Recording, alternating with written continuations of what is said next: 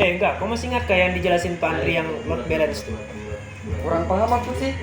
Menurut yang ku cari, load balance adalah suatu cara yang digunakan atau dilakukan untuk mendistribusikan traffic atau lalu lintas jaringan ke beberapa server, sehingga setiap server yang menjadi tujuan tidak akan mendapatkan beban berlebih.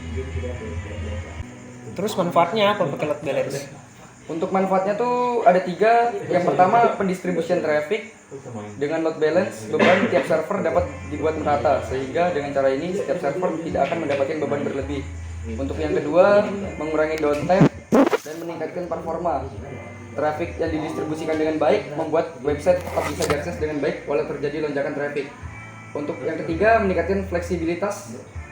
Dapat melakukan pemeliharaan server tanpa perlu khawatir website tidak bisa diakses. Server load balance akan mendeteksi server yang menjadi tujuannya. Apabila server tujuan terdeteksi tidak aktif, traffic akan dialihkan ke server lain yang tersedia. Oh, berarti intinya load balance tuh kayak menyeimbangkan lalu lintas jaringan biar nggak lemot gitu ya? Nah, iya. Ada ke jenisnya load balance tuh? Kalau untuk jenis-jenisnya tuh ada beberapa. Yang pertama, jenis round robin, yaitu metode round robin digunakan saat Anda memiliki beberapa server dengan kemampuan, jenis, dan karakteristik server yang sama. Metode ini bekerja dengan mengarahkan traffic secara berurutan ke setiap server.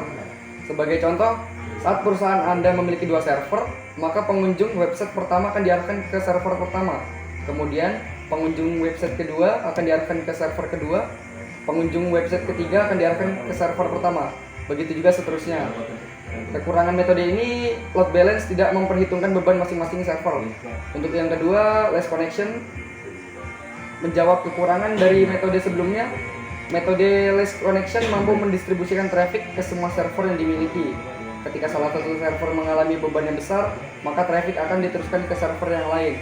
Untuk yang ketiga, ada less response time, yaitu server load balance akan mengarahkan traffic ke server dengan koneksi aktif terkecil dan waktu respon yang paling cepat. Untuk yang keempat, ada less bandwidth. Di metode ini, load balance akan mendistribusikan traffic ke server yang memiliki traffic Mbps paling kecil. Ada yang kelima, yaitu IP hash.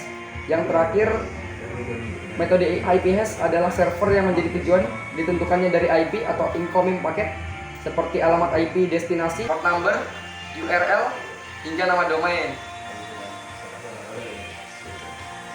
Oh, terus cara kerjanya gimana tuh?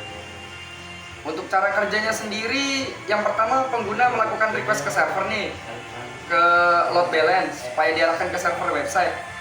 Nah, terus nanti yang kedua, server load balance menerima request tersebut. Selanjutnya, server load balance akan mengecek apakah server tujuan sedang aktif atau tidak, dan akan mengecek beban kerja di setiap tujuan. Untuk yang terakhir, dari analisa yang didapatkan dan berdasarkan jenis load balance yang digunakan, server load balance mendistribusikan traffic ke server tujuan. Oke, thanks ya kok infonya. Aman.